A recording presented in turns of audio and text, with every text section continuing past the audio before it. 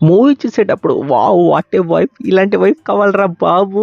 ఇంత ప్రేమించే వైఫ్ కావాలిరా! మన మీద కేరు, ప్రేమ ఎలా ఉంటుందంటే అది ఎక్స్ట్రార్డినరీగా అయితే ఉంటుంది. ఫ్యూచర్ నుండి చాలా ట్రైస్ అయితే చేస్తూ ఉంటుంది తను పాస్ట్‌కి రావడానికి. ఎందుకంటే తన ఫ్యూచర్ హస్బెండ్‌ని కలిసి తన్ని మార్చాలి, తన్ని చేంజ్ చేయాలి.